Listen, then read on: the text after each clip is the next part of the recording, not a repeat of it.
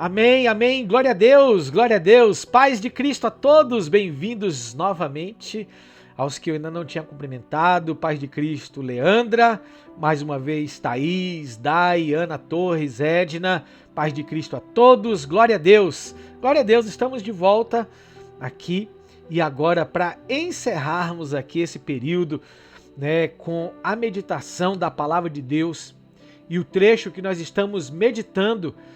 E nós vamos tirar um tempo grande aqui, olha só.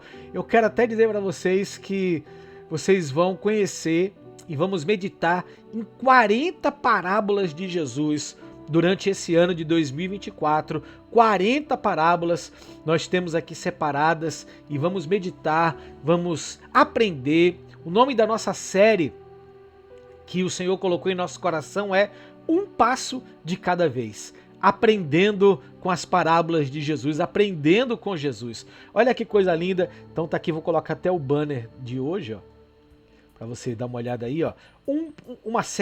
A série Um Passo de Cada Vez, aprendendo com Jesus. E a parábola de hoje está em Lucas capítulo 10, versículo 29, uma parábola muito conhecida, a parábola do bom samaritano. Lucas, deixa eu abrir minha Bíblia aqui. Lucas 10, parábola do bom samaritano, a partir do versículo 25, e a palavra de Deus diz assim. Eita, que aqui abriu até Bíblia em inglês agora. Glória a Deus. Para ser Bíblia em inglês, eu vou ter que pedir ajuda aos universitários, se for ler inglês, né? Leandra que está aqui, ela pode ler perfeitamente a Bíblia em inglês, que aí é fera, viu? Eu vou abrir aqui a Bíblia na linguagem de hoje, uma versão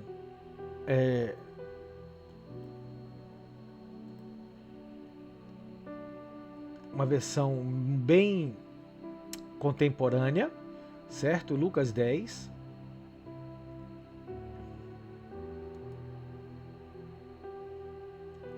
A partir do versículo 25, diz assim a palavra de Deus. Um mestre da lei se levantou e, querendo encontrar alguma prova contra Jesus, perguntou: Mestre, o que eu devo para conseguir a vida eterna? Jesus respondeu: O que é que as Escrituras Sagradas dizem a respeito disso? Como é que você entende o que elas dizem? E aí o homem respondeu: Ame ao Senhor seu Deus com todo o seu coração, com toda a alma, com todas as forças e com todo o seu entendimento.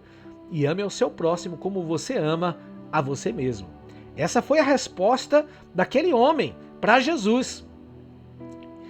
E Jesus disse: a sua resposta está certa. Faça isso e você viverá. Olha que coisa linda.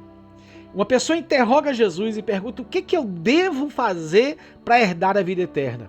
Jesus devolve a pergunta para aquele homem, porque Jesus sabia que aquele homem era conhecedor da lei, né?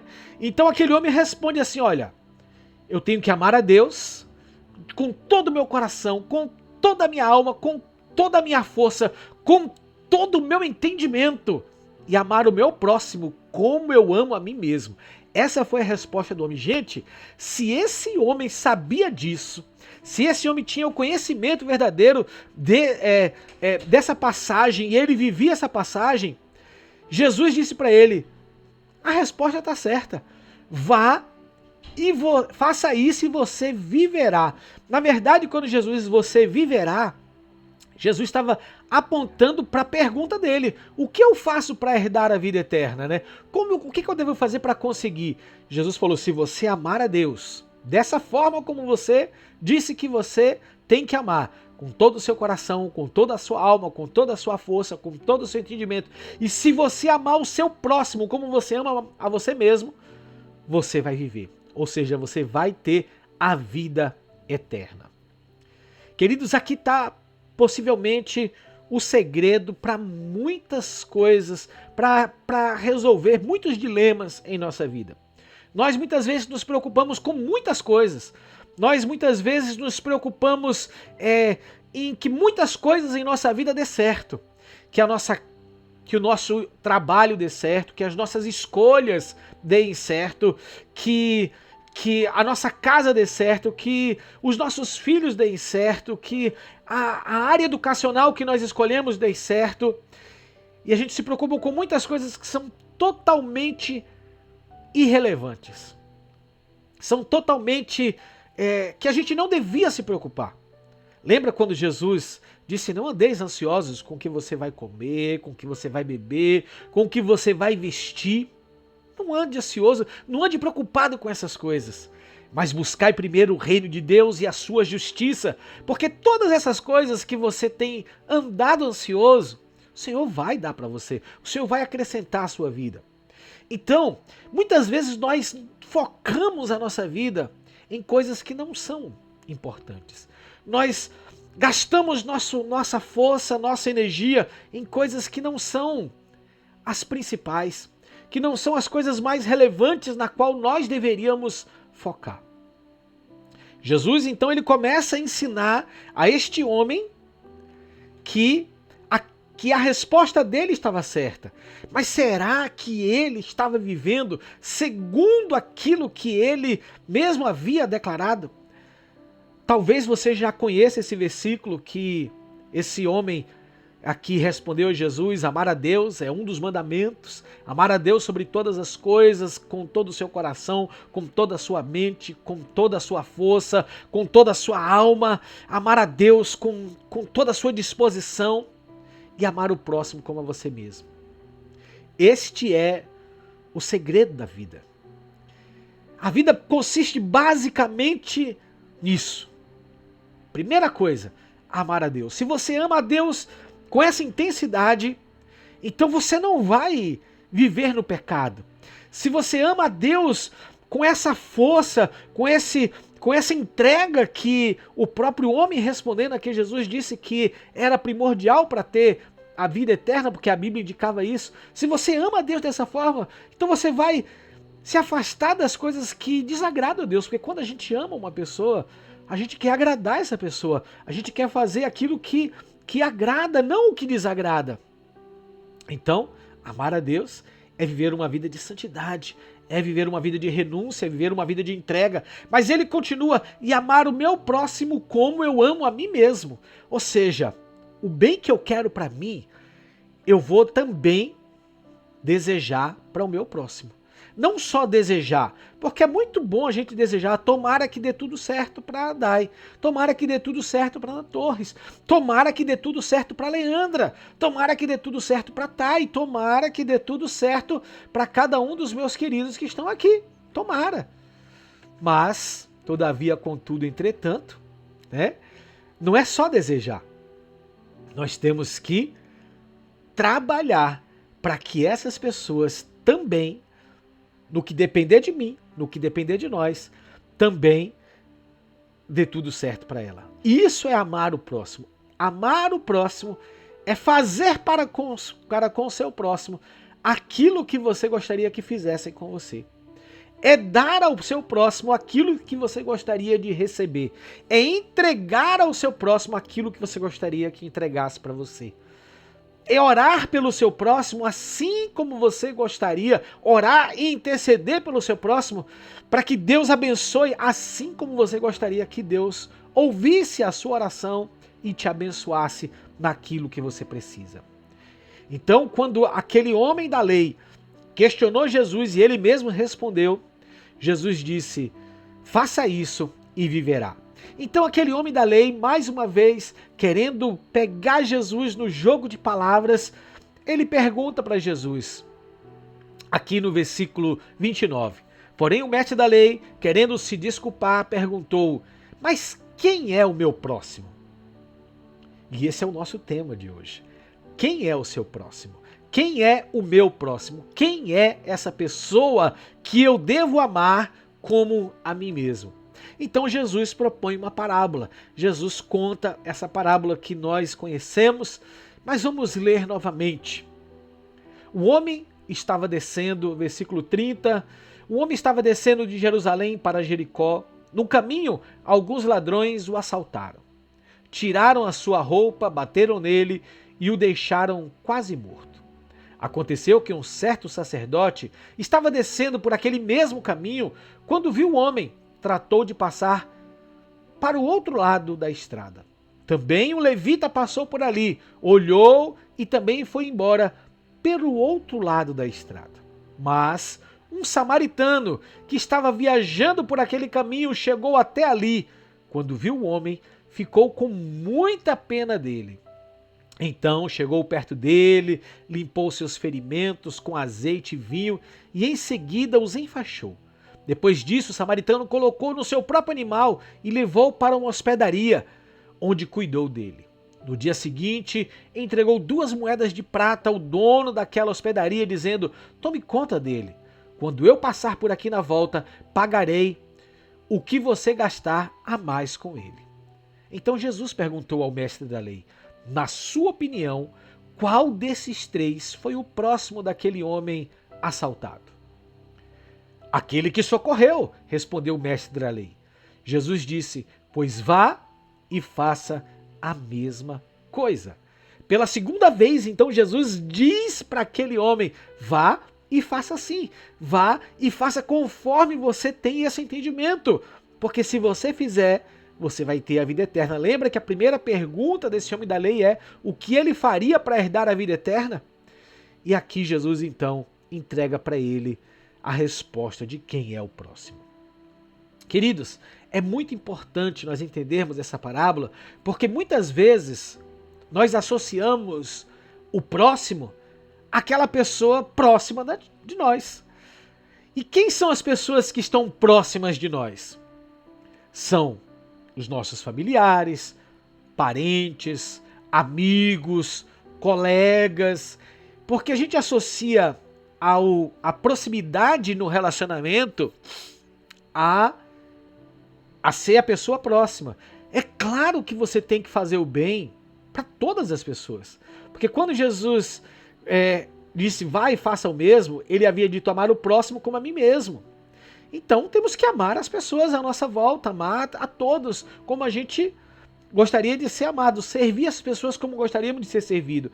Mas a indagação deste homem, ela está falando sobre quem é o meu próximo. E aí eu quero trazer para você essa reflexão.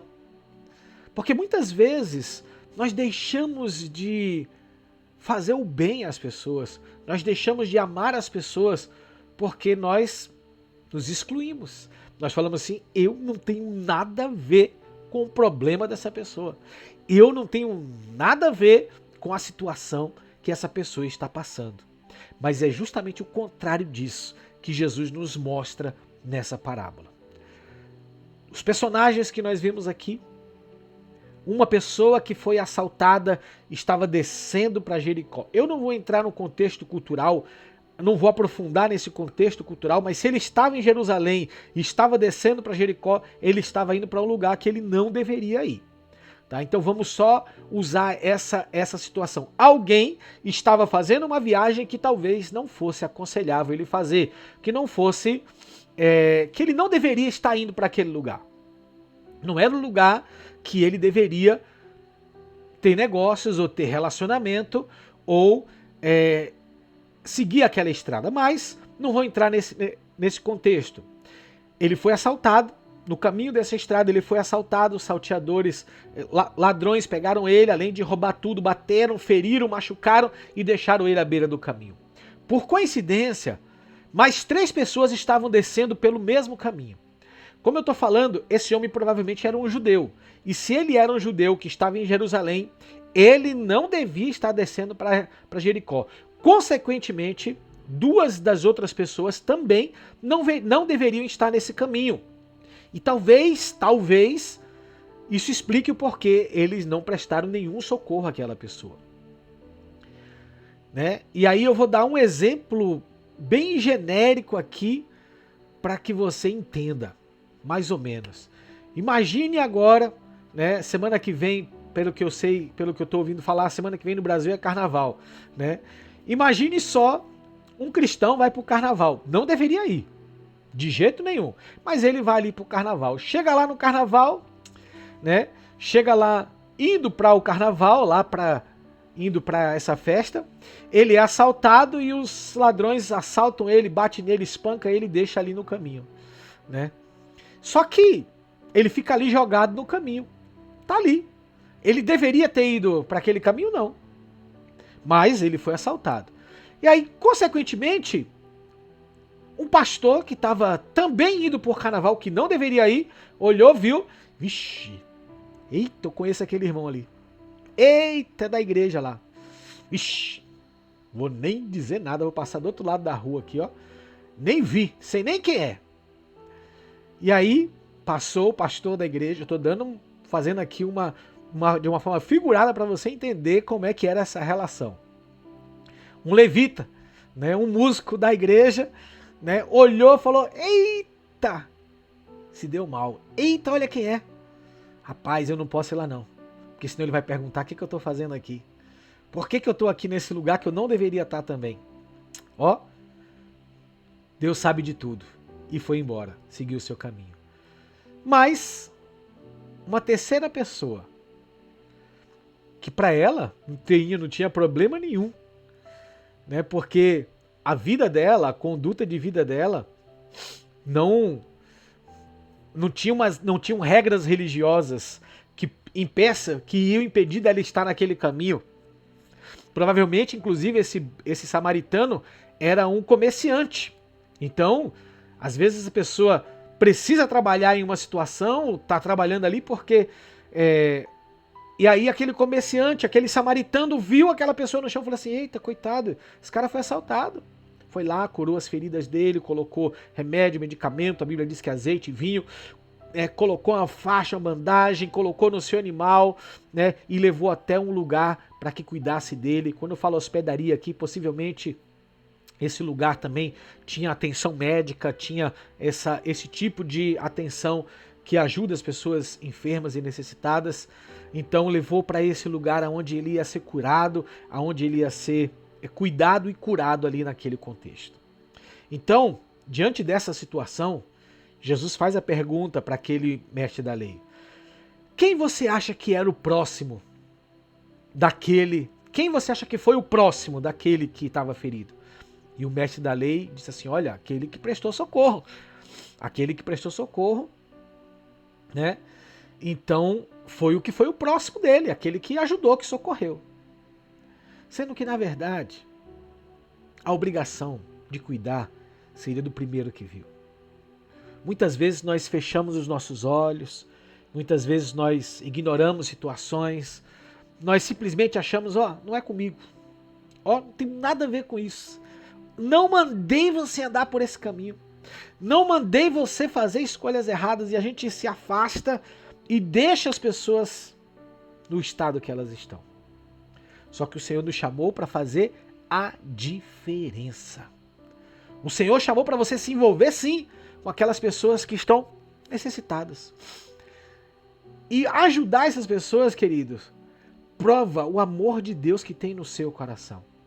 Se ainda que você esteja trilhando um caminho que você não deveria estar trilhando, quando você encontrar alguém precisando de ajuda, que seja a oportunidade que Deus te dá ali naquele momento, de você recuar. Não se afastar da pessoa, recuar na direção que você estava indo e focar o seu coração, a sua vida naquela pessoa necessitada. Não existe nada mais importante do que parar em determinado momento de nossa vida e socorrer aqueles que estão necessitados. Seu trabalho não é mais importante do que as pessoas. Seus estudos não são mais importantes do que as pessoas. Sua casa não é mais importante do que as pessoas. A sua agenda não é mais importante do que socorrer pessoas. E muitas vezes a gente diz, não tenho tempo, não posso me envolver com isso, não tenho condições, não tenho nada a ver com isso.